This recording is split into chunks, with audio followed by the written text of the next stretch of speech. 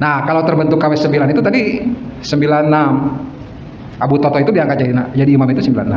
Jadi tujuan dibikin KW 9 itu adalah untuk pengumpulan. Jangan lupa like, comment, and subscribe. Subscribe. Nama saya Iwan Tarwana. Itu nama asli di akte kelahiran.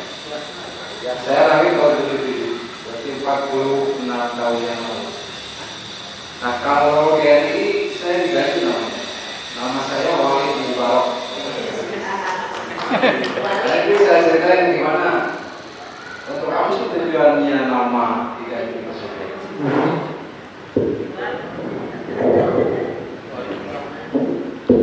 Ini pakai ini, maaf, tangan ini lagi sakit. Bukan ini lagi jatuh kemarin. Jadi Bapak Ibu sekalian, saya bukan bermaksud mengajar.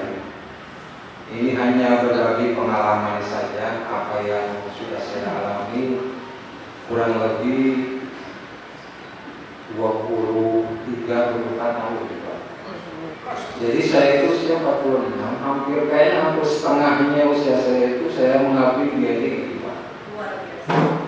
Saya itu baru deklarasi cabut bayat itu bulan Juni tahun 2022. Baru ketemu sama Pak Wargali juga baru-baru ya, sering ketemu di acara seperti itu. Jadi hampir 25 tahun ya. Saya dari usia tahun 99 saya masuk ke Indonesia. Waktu itu sekitar usia 22-an lah, karena menikah itu tahun 2001 saya nikah. Itu usia 24 tahun. Nah, Bapak Ibu sekalian, jadi kenapa saya begitu lama di N11 TNI? Dan itu tidak hanya di KW 9 saja, Pak. Jadi sebetulnya ini itu banyak variannya, banyak jenisnya. Makanya ada KW 9, berarti ada KW 1 sampai 8. Dan saya masuk ke KW-KW tersebut gitu. Jadi kalau di NII Al Zaitun, karena ini sudah viral ya, bahwa Al Zaitun itu adalah NII kan gitu. Ya sudah saja saya bilang bahwa NII Al Zaitun. Nah, di dalam NII Al Zaitun itu, di dalamnya itu ada 9 wilayah, 9 provinsi. Ada wilayah 1 sampai wilayah 7, sampai wilayah 9. Nah, wilayah 9 itu Jakarta. Nah, kalau saya ini masuknya di Jawa Barat Selatan, wilayah 7. Nah, itu Jawa Barat Selatan itu dibagi lagi menjadi 4 keresidenan. Dengan kodenya, karena Jawa Barat itu kodenya 7, wilayah 7. Jadi kita pakai kode 7.1, berarti itu wilayah Jawa Barat Selatan, distrik 1. Kita punya 4 keresidenan. Ada 71, 72, 73, 74. 71 itu Bandung Raya. 72 itu Garut, Tasikmalaya, Ciamis, sampai Banjar. Kemudian 73 itu Sukabumi, Cianjur, sampai ke perbatasan Banten. Kemudian 74 itu Bogor Raya, termasuk Depok. Ya, itu udah dibagi seperti itu, Pak. Nah, saya ini kembali lagi ke awal bahwa saya itu masuk tahun 99, Pak. 98 saya udah mulai digarap, udah mulai direkrut. Cuman memang prosesnya pada waktu itu rekrut itu hampir setahun. Beda dengan kesininya, kita tinggal 3 kali pertemuan, ngerekrut orang itu gampang gitu. Nah, itu tahun 99. Tahun 99 saya di Bayat waktu itu dan mengeluarkan sodakoh sebesar 2,5 juta. Tahun 99, Pak. Waktu itu kan saya perokok ya, waktu itu harga rokok Sampurna Mil itu sekitar 1.200. Sekarang kan sudah 32.000. Ya, kan kebayang angka 2,5 juta itu ketika tahun 99 itu begitu besar. Waktu itu saya sudah bekerja dengan gaji UMK Kota Bandung itu 2.245.000 per bulan tahun 99. 245.009. Saya sodako hijrah karena kita prosesi hijrah itu kita harus sodako. Itu ada namanya sodako hijrah. Itu 2,5 juta. Nah, saya mengeluarkan hampir 1,5 juta. Kemudian yang 1 jutanya itu di cover sama yang sekarang jadi istri saya. Nah kebetulan yang ngerekrut saya itu adalah istri saya.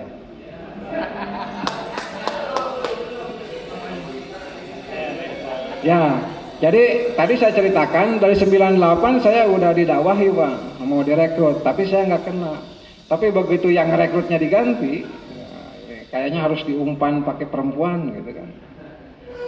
Kalau pakai perempuan saya tidak bisa jawab apa-apa. Ya oke. Dan akhirnya saya hijrah tahun 99. Habis itu habis lebaran kalau nggak salah.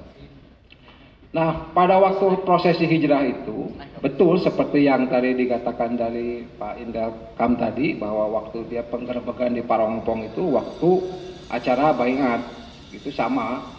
Kita dicuci otak terlebih dahulu, gitu kan. Saya itu rumah waktu itu di Ujung Berung, Pak. Di Ujung Berung. Nah, kita pergi pertama itu dijemput di Bundaran Cibiru. Kita titik kumpul di Bundaran Cibiru. Dari Bundaran Cibiru kita naik bis Cicahem ke Cicahem Ciberem, Damri waktu. Nah kita nunggu pos di daerah Cimindi itu yang mau pertemuan Soekarno Hatta itu. Nah itu di daerah situ kita itu. Nah selanjutnya sekitar jam 10-an, jam 10 jam 11 siang itu ada yang jemput pakai penter. Pakai penter gitu kan. Nah kita dijemput pakai penter, begitu masuk penter itu ditanya sama si sopirnya itu, ini sudah siap untuk hijrah? Siap. Hijrah kemana? Dari negara jahiliyah ke negara karunia Allah. Belum NII waktu itu. Ya silakan diawali dengan basmalah, matanya ditutup. Matanya ditutup dan kita tidak tahu itu dibawa kemana. Dan sudah lama muter-muter kayaknya sudah sampai di satu garasi. Karena kita mata dibuka itu setelah dalam garasi Pak. Garasi sudah tertutup rapat. Nah baru kita dikeluarin. Baru itu masuk ke dalam satu ruangan gede, ber-AC. Datang bapak-bapak dengan tinggi badan besar-besar, pada pakai dasi, jas. Nah, saya kira siapa? Ternyata itu wakil gubernur gitu kan. Wakil gubernur, karena baiat itu harus kepada gubernur waktu itu. Nah disitulah mulai dicuci otak daripada pemahaman-pemahaman tentang negara. Kalau di proses awal, waktu kita direkrut oleh istri saya, itu lebih kepada keagamaan. Nah kalau kita setelah dalam satu ruangan, itu lebih kepada kenegaraan. Disitulah dibedakan apa itu Pancasila, apa itu teks proklamasi, siapa Soekarno, pada waktu itu siapa Pak Harto, semua dibeberkan. Dan inilah perbandingannya negara karunia Allah. Itu sejarahnya dari mulai Nabi Adam, para nabi dan rasul, sejarah Nabi Muhammad, sejarah Khilafah Rasyidin, terus sampai akhirnya sejarah Kartosoewiryo. Sampai NII pada hari ini. Nah, habis itu oke, semua setuju dan kita langsung berbaiat. Baiat Tentara Islam Indonesia. Itu ada 9 baiat. Saya sudah lupa. Yang jelas yang masih saya ingat, ini yang membuat hidup saya parah selama ini. Saya sanggup berkorban dengan jiwa, raga, dan nyawa saya, serta apapun yang ada pada saya, dengan sebesar-besar takwa, tawakal ala Allah, demi menegakkan lillahi kalimatillah dan mendirikan negara Islam Indonesia. Itu yang membuat saya hancur, Pak. Bapak Ibu sekalian, saya ini sekarang ngontrak, Pak. Rumah saya habis. Hanya untuk NII. Habis. Karena di NII itu ada yang namanya infak, Pak. Infak itu bukan infak nafakoh ya kalau kita. Infak itu iuran paksa. Ya, karena kalau kita tidak membayar di bulan Januari, di bulan Februari itu jadi hutang, Pak. Terus numpuk gitu kan, sampai bisa 1 tahun gitu. Karena kita ditarget, Pak. Satu orang itu target waktu tahun 99, satu orang itu target saya itu hampir 255.000, Pak, sebulan. Tadi gaji saya 245.000, habis saya gaji. Istri saya itu targetnya hampir 350.000, gajinya dia itu hampir berapa ya, 400-an, Pak. Nah itu ditarget, dan setiap bulan itu target itu nambah, tidak berkurang. Umpamanya bulan Januari kita target 150, di bulan berikutnya 155. Ada kenaikan gitu. Nah, kenapa bisa besar seperti itu? Kalau infak sekaligus segitu kan nggak mungkin, Pak. Nah, itu dipecah menjadi 9. Ada 9 sumber keuangan mereka sebut. Nah, disatukan dalam satu kwitansi. Kalau bahasa kita istilam dulu namanya. Itu di dalamnya itu ada yang namanya infak. Terus ada yang namanya idihor. Idihor itu tabungan. Ada yang namanya kirod, harokah kurban, harokah Ramadan, sodakoh minas sodakoh, sodakoh hos, maunah tarbiyah. Banyak itu namanya, sampai 9 itu. Nah, kenapa rata-rata ex-NII KW 9 itu miskin, Pak? Habis, dia tidak punya apa-apa. Itu dengan gerakan kirod, Pak. Kirod itu pinjaman negara kepada rakyatnya.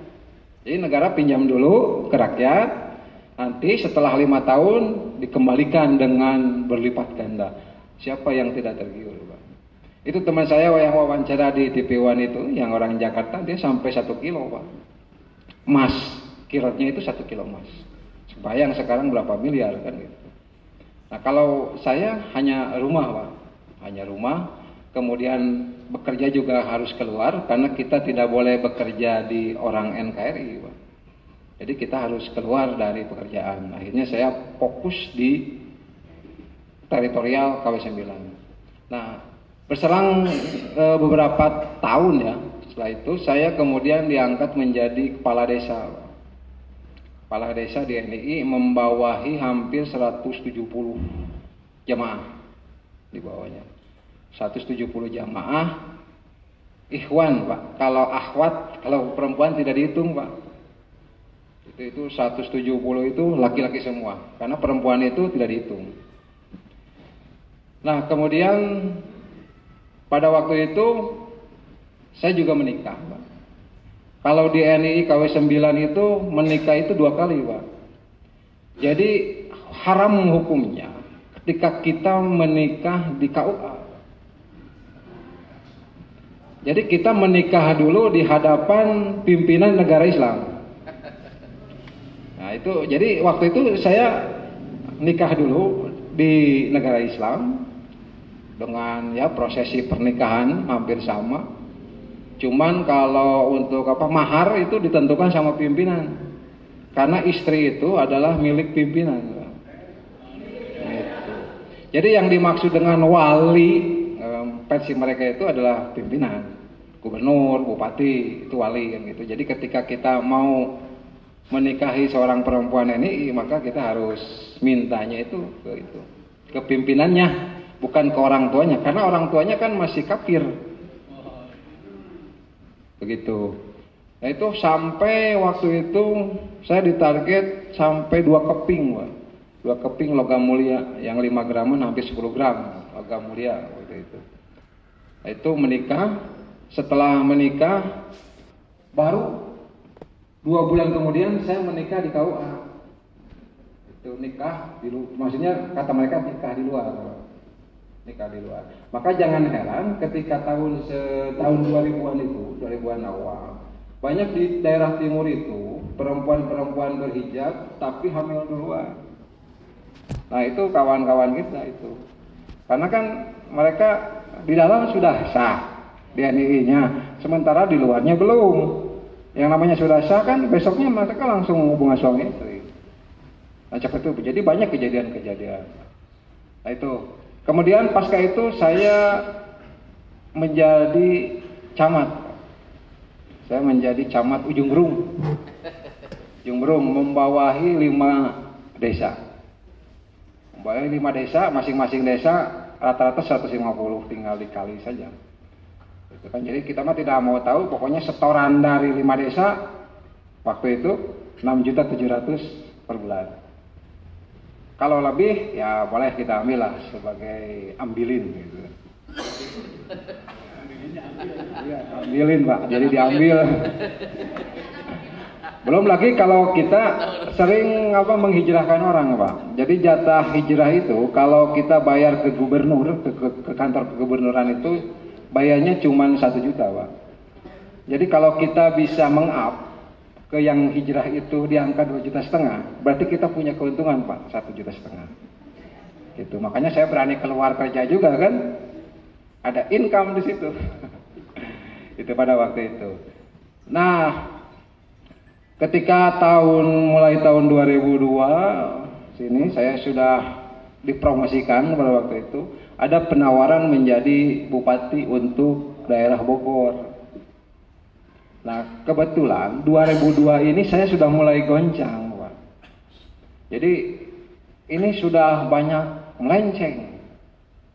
Ini banyak melenceng. Saya sudah tidak pernah Jumatan. Sholat saya sehari semalam cuma 2 rakaat. Gitu. Mertua sudah saya kafirkan kan gitu. Kalau orang tua saya ikut gitu kan. Ini udah banyak yang melenceng, sehingga ini kayaknya salah. 2002, jadi saya udah goncang. Waktu itu ada penawaran jadi bupati Bogor, nah, saya tolak, gitu kan. Saya tolak karena satu terlalu jauh, yang kedua juga di sana itu cek istilah Sunda nama orang teh ngabukbak. Gitu kan. Nah, akhirnya saya tolak. Dan di 2002 juga saya keluar. Pada waktu itu kenapa saya alasan keluar? Karena satu, karena NII KW9 itu bukan NII yang sesungguhnya. 2002 Pak, saya sudah menganalisa itu. Kenapa? Karena saya punya panduan Pak. Bapak saya itu adalah orang Malang Bonggarut Pak. Dan dia itu adalah PII, Tentara Islam Indonesia. Jadi saya itu punya garis keturunan orang DI sebetulnya. Cuman bapak saya itu setelah NII dibubarkan tahun 62, dia kembali ke masyarakat dan diam. Sampai saya menikah baru saya tanya, bapak kan orang Malangbong, begini.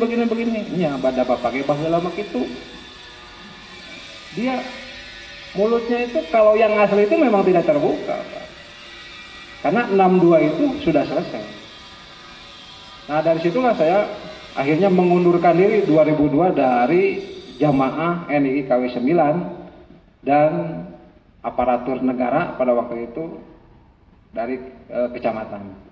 Resmi saya mengundurkan diri, saya keluar. Tapi kalau istri saya jalan sampai 2008. Nah di tengah itu, karena tadi Pak, ideologi saya itu masih ideologi NII Pak. Jadi bukan ideologi Al Zaitun, saya itu memang ideologinya NII. Karena satu-satunya yang bisa menghantarkan saya ke surga pada waktu itu, pemikiran saya, cuman NII, cuman negara Islam Indonesia. Itu yang doktrin yang saya dapat. Sehingga saya 2002 keluar itu, karena NII KW9, pimpinan Panji Gumilang itu, sudah tidak sesuai dengan konstitusi negara Islam Indonesia yang sesungguhnya. Begitu. Apalagi saya dapat bocoran pada waktu itu bahwa dibentuknya NII KW9, NII KW8 itu adalah pada waktu itu lagi rame-ramenya politik Pak, tahun 78. Nah itu dibentuknya. Karena NII yang asli itu cuma 7 Pak. KW1 sampai dengan KW7. Nah KW7 itu Priangan Timur Pak, KW7 itu. Nah itu yang asli itu seperti itu. Dan yang asli itu sudah tidak ada ternyata tahun 62. Jadi dijelaskan di dalam Undang-Undang Negara Islam itu ada yang namanya Pedoman Dharma Bakti. Di dalam Pedoman Dharma Bakti itu ada yang namanya Maklumat Komandemen Tertinggi, Maklumat Imam, maklumatnya Kartosuwiryo nomor 14. Bahwa di situ menerangkan bahwa hari ini tembak menembak dihentikan. tembak-menembak rintikan, dan semua kembali ke pangkuan Ibu Pertiwi. Itu perintah imam, Pak. MKT 14 namanya. Tetapi orang-orang NII yang ramai sekarang ini, dia tidak mempunyai data MKT 14 dan itu sengaja dihapuskan. Jadi MKT sampai 13, enggak, 14-nya enggak. Nah, mereka Kartosuwiryo itu cuma mengeluarkan statement bahwa Kartosuwiryo itu mengadakan gencatan senjata Hudaibiyah gitu kan, dengan NKRI. Nah, saya kan pernah nanya gitu kan kepada Dedengkot NII di Cimahi, mohon maaf Pak ya, di Cimahi waktu itu.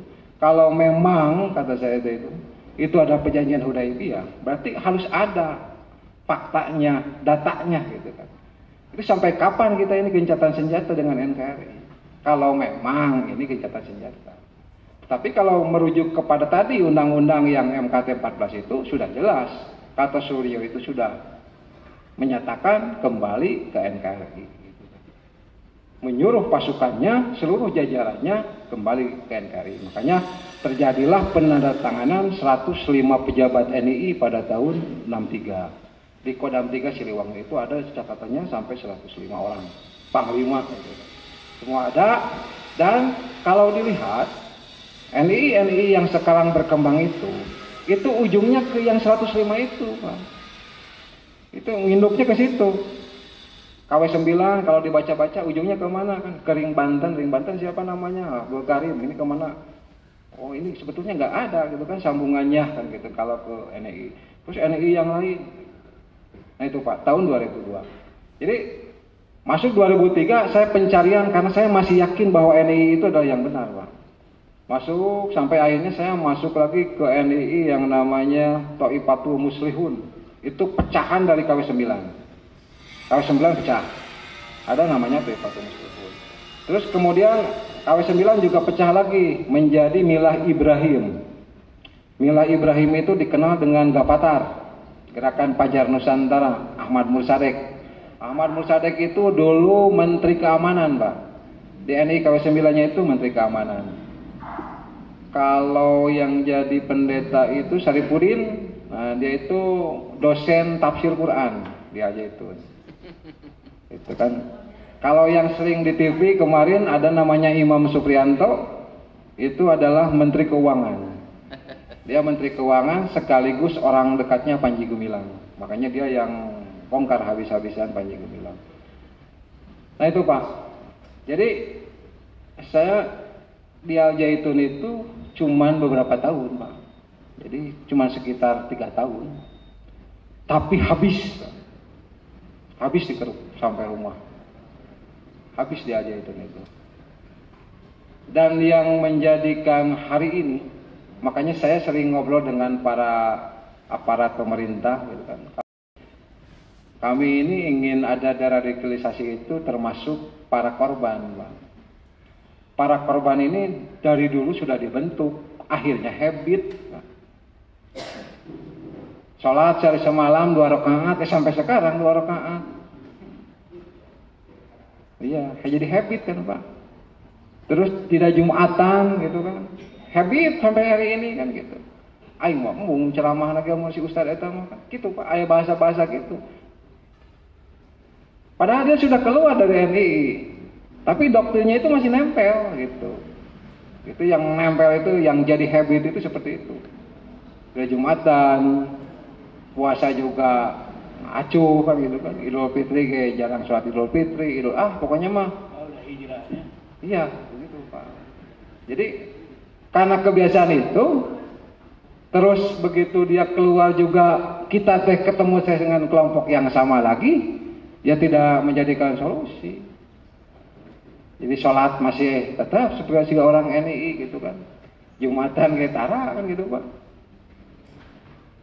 Jadi seperti itu, makanya waktu di Kabupaten Bandung saya ketemu sama Pak ini dari Sekretaris MUI waktu itu, ya kalau ada Pak deradikalisasi. Ini untuk teman-teman gitu kan, supaya teman-teman itu disiram lagi lah rohaninya gitu kan, karena memang kita itu rata-rata Pak, orang NII itu tidak ada yang basicnya pesantren Pak, rata-rata dari awam. Karena saya dulu waktu menjadi tim perekrut Ngadawahan orang pesantren mah mikir 2 kali, Pak. Nah, saya bisa naon kan gitu kan. Sementara orang pesantren harus ngaji kitab. Gitu.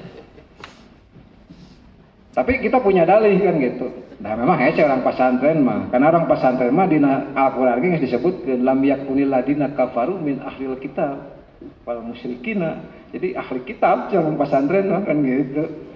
Jadi termasuk karena kategori dakwah, Pak. Karena itu akan susah. Apalagi musuh terbesar N11 itu adalah NU, Pak. Kita ke NU itu paling benci. Gitu, Pak. Nah kalau Muhammadiyah sama Persis itu lebih gampang kita masuknya. Lebih gampang gitu kan. Tapi bukan orang-orang pesantrennya maksudnya, Pak. Ada aktivis-aktivis Persis yang kayak saya ini kan, saya sok ngaji-ngaji di Persis Pak lama kan gitu kan. Minimal ada tahu lah masalah salat wae mah kan gitu. Nah itu pendekatannya itu mulai dari situ, Pak. Nah di dalam NI itu, Pak, ada namanya tauhid itu dibagi 3, Pak. Tauhid rububiyah, tauhid mulkiyah, dan tauhid uluhiyah. Nah ini yang disebut definisi bahwa Islam itu adalah negara. Ya, jadi kata mereka, rububiyah itu adalah Rob, pengatur. Yang namanya pengatur itu punya aturan. Apa aturan itu? Hukum. 1. Yang kedua, mulkiyah. Mulkiyah itu raja. Islam itu punya kerajaan. Allah itu punya kerajaan. Malikin nas. Allah itu raja manusia. Malik yaumidin. Allah itu yang menguasai hari pembalasan. Jadi ada kerajaan langit yang dikuasai oleh Allah, ada kerajaan bumi yang dikuasai oleh khalifah Allah. Itu 2 masuk raja. Yang ketiga ada tauhid uluhiyah. Tauhid uluhiyah itu kalau dalam Quran itu ilahin nas, sembahan manusia. Jadi rakyat. Ilah uluhiyah itu rakyat. Jadi menurut mereka yang disebut dengan adanya hukum, adanya raja, adanya masyarakat, maka itu adalah disebut sebuah lembaga pemerintahan. Itulah yang disebut dengan negara. Jadi inna dina indalohil Islam itu adalah negara yang diridhoi di sisi Allah itu adalah negara Islam. Itu, Pak, doktrin yang pertama kali saya terima. Di ayat NU tayang Muhammadiyah. Jadi langsung inna dina, jadi din itu mereka sebutkan tadi rububiyah, mulkiyah, uluhiyah. Jadi mendefinisikan ayat itu langsung jadi negara yang diridhoi di sisi Allah adalah negara Islam sudah. Nah masuk fase berikutnya baru saya dikasih pemahaman tentang sejarah NKRI. Dari situ semakin yakin dan 100% bahwa NII ini adalah estafet yang diberikan Rasul kepada kita pada waktu itu. Nah kita itu dulu itu merasa jadi panitia surga, Pak. Jadi panitia surga. Orang berdosa tinggal minta pengampunan di balik tirai. Oke, saya ampuni dosamu berapa, mau sedekah. Kita punya 800 Bi. Ya sudah, dosa kamu terhapus, beres. Iya, asal punya uang, Pak. Itu yang dibilang teman-teman saya di TV itu memang betul, Pak. Tapi kalau di pesantren aja itu tidak ada itu, Pak. Karena pesantren itu murni pendidikan. Cuman tempat kita berkumpul setahun 3 kali, Idul Adha, Idul Fitri, 1 Muharram. Ya. Cara kayak haji nggak usah ke Mekah, gitu kan. Karena kiblat itu sudah pindah ke Indramayu, seperti halnya kiblat Masjidil Aqsa ke Masjidil Haram. Nah, ya nanti Haram dipindahkan ke Indramayu, ke rahmatan lil alamin. Nah, kalau dulu zaman saya belum ada rahmatan lil alamin, baru ada yang namanya Masjid Al Hayat dan baru ada 6 gedung waktu itu tahun 2000-an. Nah, untuk sholat berjamaah ke Al Hayat. Jadi sholat wajib berjamaah itu ketika kita sudah di dalam NI itu ada yang namanya daerah 1, daerah 2, daerah 3. Ketika sudah di D1.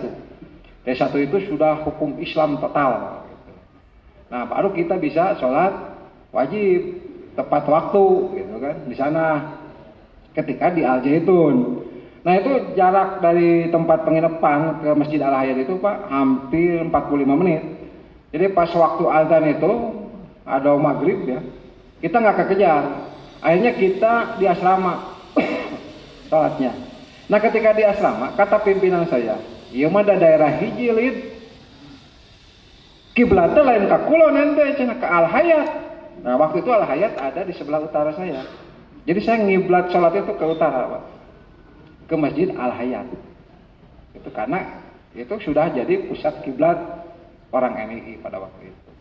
Seperti melempar jumlah, melempar apa namanya di TV-TV itu dengan semen dan lain sebagainya itu memang betul. Dan itu memang budaya setiap 1 tahun sekali terutama Muharram itu semua diundang, Pak. Semua diundang. Bahkan pernah di tahun politik pada waktu itu semua harus nyoblos di Al Zaitun.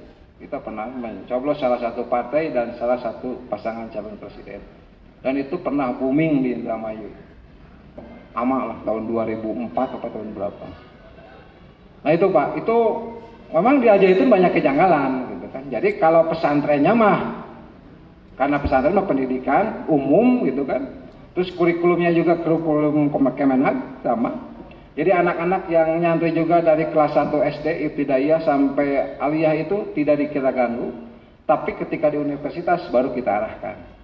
Di kadarnya itu ketika mereka universitas. Kalau dari SD sampai SMA biarkan saja.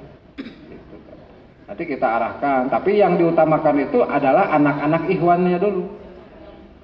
Dan di semua NII sistemnya sama Pak. Di NII KW 7, di NII KW 1, prosesnya juga sama seperti itu.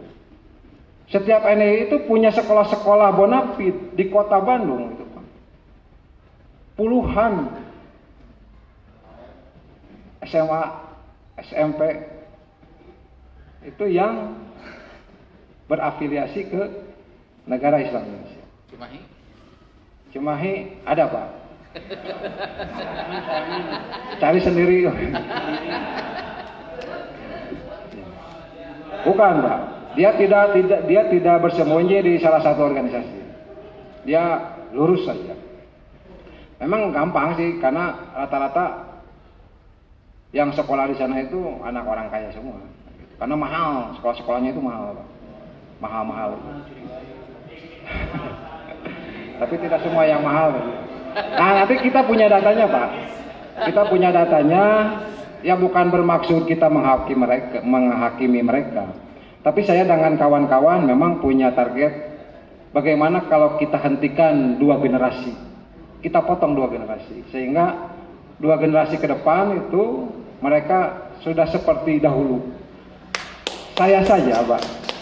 Saya itu dulu pernah diajarin P4 kalau dulu Pak. Kalau mau masuk kuliah itu kan sampai 45 jam itu penataran P4. Sampai Pancasila itu molotok butir-butirnya gitu kan. Pepar Pak. Dikasih sejarah NII. Makanya saya jarang buka di audiens seperti ini Pak. Cara-cara merekrut. Karena saya takut bukan apa-apa gitu kan. Saya takut karena memang itu ada kata kunci Pak. Sehingga kita itu tidak bisa apa-apa. Mengiyahkan itu mah susah ketika menolak itu mengiyahkan. Nah, itu jarang-jarang saya buka kan gitu. Nah setelah itu tadi saya ceritakan kenapa saya 2022 baru kembali ke NKRI karena perjalanan panjang juga saya masuk ke NII yang lain Pak selain Al Zaitun. Karena pada waktu itu saya sudah jelas bahwa Al Zaitun itu bukan NII yang asli. KW itu gitu kan. KW yang sengaja memang apa ya semi politik lah. Karena begini, karena di dalam sejarah NII itu nama Panji Gumilang itu ujug-ujug muncul Pak dari Ring Banten itu. NII itu ada Ring Banten. Itu ujug-ujug muncul ada Panji Gumilang. Nah ini Panji Gumilang itu siapa kan gitu kan. Tapi karena yang ngangkatnya itu adalah kepanjangan tangan dari Imam NII ya kita mengikuti saja sami'na wa ata'na. Itu pengangkatannya tahun 97. Ya. Pengangkatan Panji Gumilang itu 97. Saya kebetulan ada foto-fotonya Pak, foto-fotonya. untuk waktu pengangkatan Panji Gumilang dan hari pertama pidato Imam Negara Islam Indonesia versi KW9. Nah, pada waktu itu para sesepuh DI Darul Islam NII itu semua ada di Al Zaitun, Pak. Makanya saya waktu itu yakin bahwa oh ini asli. Tapi beberapa tahun kemudian itu pada hilang. Para orang tua itu pada hilang. Entah kemana kan gitu. Nah sehingga akhirnya Panji Gumilang itu mengaku satu-satunya yang mendapatkan estafet kepemimpinan NII. Dia adalah pemimpin yang kelima kalau nggak salah. Yang pertama Kartosuwiryo, Daud Bere, Karmu Zakar, Ada Jailani, Panji Gumilang. Tetapi kalau lihat undang-undang NII tidak ada imam yang kedua. Imam NII itu hanya satu, Kartosuwiryo. Tidak ada kelanjutannya karena sudah selesai tahun 62 kalau lihat undang-undang NII gitu, Pak. Nah, saya akan bicara yang kekinian, Pak. Tadi bicara aja itu sudah jelas dan itu memang sudah nampak. Mungkin yang perlu diwaspadai oleh masyarakat dan kita-kita, terutama generasi muda. Karena sasaran mereka itu adalah generasi muda. Saat saya masih aktif di tahun 2020, 2021 sampai 2020, saya masih aktif. Dan di dalam kubu NII itu mereka masih yakin dengan fase Turki Utsmani bahwa kemenangan Islam itu akan dipergulirkan per 100 tahun. Mereka menghitung dari Turki Utsmani 1924. Nah, kalau menghitung 100 tahun, maka jatuhnya adalah 2024. Dan mereka yakin bahwa kemenangan Islam itu akan terjadi di 2024 dan akan dibenangkan oleh negara karunia Allah, negara Islam Indonesia menurut mereka. Sehingga saya sering nanya, kalau kita mau menegakkan sebuah negara, berarti kan satu, kita harus punya duit. Seberapa besar duit? Kedua, kita harus punya kekuatan tentara. Oh, itu sudah ada. Pertanyaan saya, di mana? Ya ada. Seperti halnya surga. Ente apa surga? Ente percaya ya surga? Percaya. Tak sih gitu. Kebayang gak Pak? Kita jadi halu kan gitu kan? Nah itu, ini di akhir-akhir saya ketika mau keluar. Terus kalau duit saya percaya Pak. Mungkin orang NII itu punya triliunan duit. Panji Gumilang saja sampai 50 triliun asetnya. Tanahnya itu hampir 1.200 hektar, Pak. Panji Gumilang itu. Jadi 40% sertifikat atas nama Panji Gumilang, 30% atas nama Imam Supriyanto yang sering wawancara di TV. Nah, 10%-nya itu anaknya Imam Prawoto. Jadi kalau kita mantan KW9 menggugat Pak, tidak bisa Pak. Padahal itu adalah aset kita sebetulnya. Ini pinternya Panji Gumilang. Kenapa kita dulu diganti namanya Pak? Saya Iwan, jadi Walid Mubarak Pak. Di Istilam, di kwitansi, itu Walid Mubarak Pak. Walid Mubarak, Kirod, 15 juta, kayak dikembalikan. 2013 saya pernah minta itu Pak, ke Al-Zaitun. Demo 15 orang dari Bandung. Kita mau minta kirot saja sama Idihor. Idihor itu tabungan Pak. Itu kebayanglah bisa balik lagi rumah kan gitu. Ke sana, memang diterima Pak. Pas di sana, nama kamu siapa? Walid Mubarak. KTP saya kan Iwan Permana. Ente kan Iwan Permana bukan Walid Mubarak tuh. Itu memang sudah terencana kayaknya Pak kan gitu. Jadi siapapun tidak akan ada yang bisa menggugat. Tidak ada, karena nama ini sudah dirubah. Itu saya sudah membuktikan tahun 2013. Dari mulai hari itu, saya menyerah sama aja itu, biarkan saja yang sudah saya keluarkan, mudah-mudahan jadi amal soleh saja. Karena dulu saya niatnya juga berjuang kan, bukan mau kayak si Panji Gumilang saat ini kan gitu. Jadi seperti itu Pak. Nah ternyata di NII yang lain juga sama Pak. Ujung-ujung nama infak, iuran paksa, ujung-ujung nama kan gitu Pak. Sengaja. Ya, sengaja Pak. Jadi kita ini dibikin sapi perah. Dengan alasan ini yang perintahkan pimpinan. Terus pimpinan juga harus dilindungi, dilayani, dan lain sebagainya. Makanya kalau pimpinan-pimpinan ini itu, mereka itu memang sudah merasa di surga. Pingin ngopi, dina hatena gitu, sayang kopi, walaupun langsung aja kopi. Itu. Saya hayang Avanza, walaupun langsung datang Avanza. Begitu Pak. Nah, saya juga, alasan salah satu saya keluar, dan ini juga sama, wah ini mah sarua jeung alja itu kan gitu kan. Dalam rangka ngumpulin dana, korbannya juga banyak. Dan mereka simpan orang-orangnya itu di instansi-instansi pemerintah, Pak. Kebayang, Pak. Saya sama Pak Wargalit, Pak, ini orang-orangnya, Pak, gitu kan. Di pemerintahan, Pak. Kebayang nggak, Pak? Ada profesor doktor, dekan sebuah fakultas negeri ternama di Bandung, Menteri Keuangan NII KW7. Ya, NII KW7 namanya, Pak. Apa? Ya, kalau nggak ITB Unpad ya. Antara dua itu aja. Dia dekan, Pak. Dia dekan. Kenapa seperti itu? Karena saya memang dimodalin sama dia, Pak. Saya kalau berprogram untuk merekrut orang, terutama saya kan kebagiannya Priangan Timur, Pak. Saya mengababa Ciamis dan Tasikmalaya. Jadi kalau di Ciamis saya membuat asosiasi pondok pesantren. Jadi pesantren dulu kan gitu kan. Kita bantu, kasih bantuan kan gitu. Tapi pesantren-pesantren kecil, Pak. Yang santrinya 15, 20 orang kan gitu. Nah, ini yang bisa digoyang yang seperti ini, Pak. Udah sampai 140 pesantren. Di Ciamis, Pak. Di Doraka abdi Pak. Dihijrahkan ke NII sementara ayeuna diajak keluar hese, Pak. Gitu. Jadi merekrut orang masuk NII lebih gampang, Pak, daripada ngajak orang NII keluar dari NII.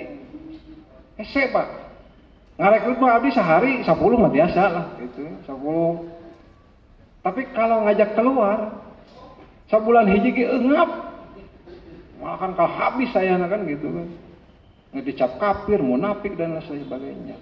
Jadi saya dulu jangkauan areanya, Pak, Ciamis, Tasikmalaya. Kalau Bandung hanya sedikit saya, tapi saya kenal sama orang-orang di tim Bandung kan gitu. Sehingga saya bisa menyebutkan di beberapa tempat kan gitu. Nah, kalau di Ciamis santri, bukan kiainya Pak Kiai, tapi santrinya. Kalau kiainya makan teas, Pak. Atau kiai makan kayak ngaluarkeun kitab, boro-boro kitab saya mah ya, Quran yang biasa juga aduh baik kan gitu ya. Tapi kalau santri kita bisa arahkan, bikin organisasi kecil-kecilan, seperti itu aja. Itu awalnya begitu. Karena kita punya kunci. Yang namanya, kenapa pemuda gampang direkrut sama organisasi-organisasi ekstrim? Karena satu, karena pemuda itu jarang kita sentuh oleh para orang tua itu, jarang kita sentuh. Padahal mereka itu punya keinginan minimal yang diaku atau dipaenkeun. Itu kan kegiatan-kegiatan naon pemana sok jadi panitia, sok milih atau kan pemuda. Nah, kita tahu pemuda itu keinginannya seperti itu. Makanya rata-rata pemuda, Pak. Saya mah tidak cek sunana tenginjem celi tenginjem panon kan. Murang kali abdi, Pak. Direkrut ke NII, Pak. Kabayang kuliahna di UPI. Murang kali abdi, Pak. Pangagungna.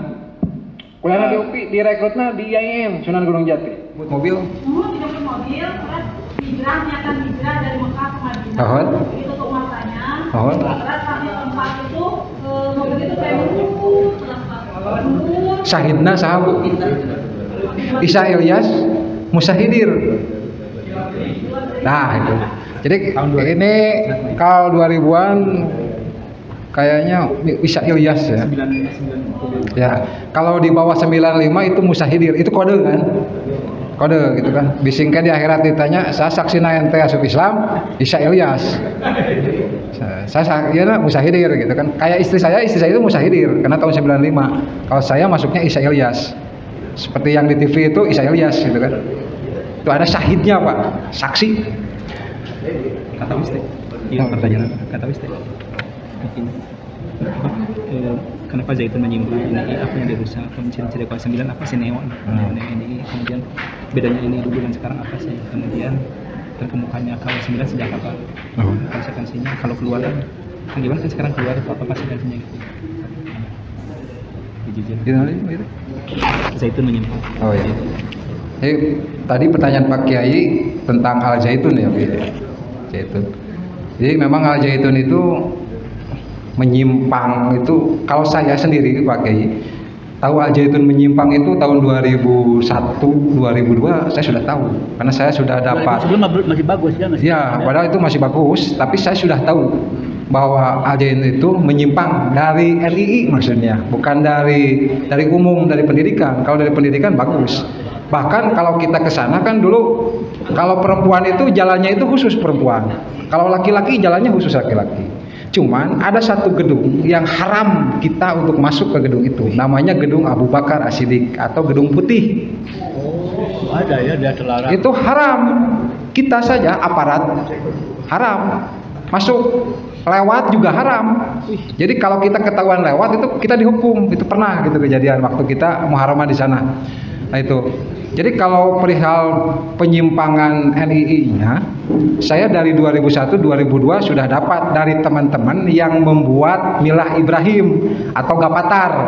Nah itu. Jadi kita sudah dapat data-data siapa sih Panji Gumilang. Jadi kenapa saya keluar pada tahun 2002 dan istri masih jalan sampai 2008? Karena saya sudah tahu bahwa NII yang dipegang oleh Panji Gumilang sudah tidak sesuai dengan konstitusi negara Islam Indonesia yang aslinya, gitu maksudnya. Jadi saya dapat bukunya, dapat selebarannya. Jadi siapa Panji Gumilang, berapa dana yang dia kumpulkan, berapa dana yang dia pakai, berapa istri yang dia punya, itu semua datanya ada. Sampai dari mana munculnya Panji Gumilang. Jadi untuk apa KW 9 itu dibikin? Terus kenapa KW 9 seperti ini kan gitu kan? Nah itu saya 2002 sudah dapat, makanya saya keluar. Disertai barang bukti pada waktu itu sesuai dengan yang diberikan oleh orang itu kepada saya. Dan bukti itu terjadi di tahun 2002. Makanya saya sepulang acara itu saya langsung mengundurkan diri. Saya kan berpikirnya begini, kalau orang itu ada di Al Zaitun dan dia membela Al Zaitun, maka saya yakin bahwa ini yang sesuai dengan saya dapatkan. Dan itu terjadi, makanya besoknya saya langsung mengundurkan diri. Saya mengundurkan diri. Ke istri juga ngomong saya mengundurkan diri. Kalau istri mau lanjut, lanjut. Istri saya lanjut sampai 2008. Dan rumah tangga saya berbeda ideologi. Saya tidak pernah ada komunikasi selama, tapi satu rumah, tapi beda ideologi. Tapi saya akan buktikan ke istri bahwa satu saat saya akan menemukan NII yang sesungguhnya. Ya, benar. Gitu. Jadi selama istri belum keluar, tidak dilakukan, berarti tidak ada pergaulan suami istri lah soal. Tidak ada Pak, anak saya baru 2 Pak. Baru ini yang gede sama yang kedua. Jadi jaraknya anak saya yang kedua dengan yang ketiga itu jauh. Kalau ini mah dengan adiknya 2 tahun. Dari awalnya. Ya ini mah karena 4 tahun ya menjadi 4 tahun hampir 5 tahun bedanya gitu. Jadi kita sudah beda ini aja satu rumah, tapi kita cuma menghargai orang tua saja pada waktu itu kan gitu. Sikan wakur padahal mah perang wae kan gitu. Apalagi kelihatan kalau istri saya kan bayar infak, bayar sodako kan kelihatan. Tapi saya mengajak keluar istri saya itu belum bisa membuktikan bahwa Al Zaitun itu NII KW 9 itu salah. Akhirnya saya mencari bukti-bukti sampai saya keliling kemana-mana, ketemulah dengan beberapa tokoh kan gitu. Neo KW 9. Nah kalau yang Neo NII itu bukan KW 9. Itu yang tadi saya jelaskan tadi. Itu ada yang merah-merah itu. Nah itu salah satunya NII Jakaria. Nah NII Jakaria ini kepanjangan dari Aceng Kurnia dulunya. Aceng Kurnia itu punya anak namanya Ustadz siapa yang tinggal di daerah Tukang Tahu dia apa sih? Cibuntu. Jadi dia juga seorang kiai kan gitu kan. Tapi dia mah cuman memelihara sebuah komunitas tadinya. Tadinya itu komunitas kecil Pak. Cuma 15 orang. Cuma 15 orang itu adalah alumni ITB dan alumni Unpad. Gitu. Jadi mereka spiritnya gede kan gitu. Akhirnya jadi gede, makanya kalau di kelompok Neo NII ini Pak tidak ada baiat karena dia secara konstitusi negara Islam dia tidak ngait ke negara Islam, dia tidak punya dasar hukum lah gitu. Karena tidak bisa, dia tidak bisa membaiat teman-temannya membaca baiat 9 karena Dia itu bukan siapa-siapa, tidak ada jalurnya Pak, tidak ada benang merahnya kan gitu. Mungkin itu ya sepintas. Bedanya NII dulu dengan sekarang. Nah, Pengumpulan dana. Pak Karto, NII Pak Karto. Nah, kalau bedanya, saya dulu nggak nyebut NII ya kalau Pak Karto. Ya, bedanya DI dengan NII, Darul Islam, Kartosuwiryo itu dengan NII. Kalau Kartosuwiryo itu kan jelas, dia itu memperjuangkan Jawa Barat. Waktu Siliwangi hijrah ke Jogja. Jawa Barat ini kan kosong. Nah, ini pasukan tentara Sabilillah itu, nah itu berperang dengan Belanda karena tujuannya itu adalah melawan Belanda. Dana itu untuk itu ya. Ya, kalau dulu itu. Gitu kan. Makanya setelah beres perjuangannya 62 itu selesai, ditambah lagi semua tim terdekat Pak Karto ini mereka sudah berkhianat, Pak. Itu kan tidak bisa dilanjutkan lagi lah perjuangan NII teh kan gitu. Karena mereka sudah berkhianat. Kita sudah ketahuan. Cek bahasa orang gunung mah kastrolna geus ditalapung. Jadi sudah ketahuan dapurnya, Pak. Tidak mungkin bisa dilanjutkan. Makanya Kartosuwiryo milih kembali ke NKRI. Sudah kembali saja ke NKRI kan gitu. Jadi dititipkeun deui ka Soekarno kan gitu. Makanya mereka turun gunung. Dan semua kembali, ada yang bikin pesantren gitu. Dan sampai hari ini pun mereka itu tidak pernah mengakui bahwa mereka adalah DI. Itu kalau yang asli. Cuman begitu dia meninggal, kita ngobrol dengan anak cucunya, baru cucunya juga, oh ternyata bapaknya pejuang gitu. Nah, itu banyak pesantren-pesantren di Wetan, di Ciamis sama Tasik yang seperti itu. Mereka itu dulunya timnya Kartosuwiryo, tapi karena udah tadi yang MKT 14, jadi mereka itu konsen saja di pesantren balik lagi kan gitu. Terus ini apa terbentuknya KW9? Nah, kalau terbentuk KW9 itu tadi 96. Abu Toto itu diangkat jadi imam itu 96. Jadi tujuan dibikin KW9 itu adalah untuk pengumpulan dana, Pak. Dana. Jadi KW9 itu spesial dana lah. Jadi spesial dana perjuangan itu dinanya untuk apa? Ya, untuk dana perjuangan, mendirikan NII yang katanya penerus Kartosuwiryo. Makanya ini sejarahnya itu jelimet sebetulnya, Pak. Jelimet sejarah itu. 62 selesai, tiba-tiba 74 muncul. Ini yang saya teliti itu yang 74, Pak. Saya sampai penelitian sampai ketemu dengan orang-orang yang ya pembesar-pembesar yang dahulu pernah ini, bahwa ya sebagian memang 62 selesai. Ini kenapa ada 74 gitu kan. Nah, ini susah sih ngomongnya, Pak. Ini karena udah permainan politik pada saat itu, kepentingan politik. Nah, ini Kang Iwan kan sekarang keluar posisinya. Ya. Kira-kira ada ancaman nggak dari? Ya, kalau saya keluar ada ancaman pasti ada, Pak. Gitu. Setengah jam setelah saya cabut baiat, saya didatangi ke rumah. Datangi ke rumah. Kata waktu itu apa namanya teh, Babin Kamtibmas ya sama Babinsa, nanti kalau ada datang ke rumah telepon saya, oh udah keburu kan gitu. Yang ngancam lagi ya di ini, karena yang ngancamnya juga satu tim dengan saya gitu kan, belum ini. Tapi kalau ancaman keluar itu anak kan yang diancam. Kalau kita susah diancam, dia cari istri anak kan di Cirian gitu. Makanya saya memang setelah keluar itu saya berusaha untuk hidup nomaden, berpindah-pindah tempat gitu, pindah gitu, kasatungtung NII aya keneh mah gitu kan. Apalagi ketika orang NII masuk ke jaringan teror, itu dendamnya tuh makin gede. Saya pernah punya orang NII yang masuk ke jaringan teror. Saya diancamnya di paehan teh nyaan. Jaringan teror mah karena darah ente geus salah. Terakhir abdi berkunjung ke Dayakolot, teman lama atau keluar. Baru ge salam, wah iyo jelema munafik teh. Murtad ya. Langsung munafik capna abdi. Jadi rek ngobrol gitu jadi gitu. Langsung kecap munafik, padahal dia juga sudah keluar TNI. Tapi ke saya masih nyebut munafik karena dia merasa bahwa keluar dari NII dia bikin jaringan sendiri karena punya kelompok, jadi bikin deh. Jadi kumahanya NII mah saling curiga, pecah, bikin kongsi deh. Jadi semakin banyak, Pak. Paham sama ya. Paham nama kan kunci nama hiji tadi ngadagangkeun rububiyah mulkiyah uluhiyah. Eta we. Ngagogoreng NKRI kan, NKRI gogoreng gitu kan. Proklamasi nawe goreng gitu kan. Aduh gelis jeung proklamasi NII. Kan gitu konsep nama. gitu Pak. Jadi kalau ancaman mah pastinya ayah apalah terus atas puguan via WA mah kan gitu, tapi tadi iya kan gitu kan, karena konsekuensi saya keluar dari NII karena pertama saya sudah tahu bahwa NII itu sudah tidak ada tahun 62, itu saja patokannya kan gitu. 62 sudah selesai.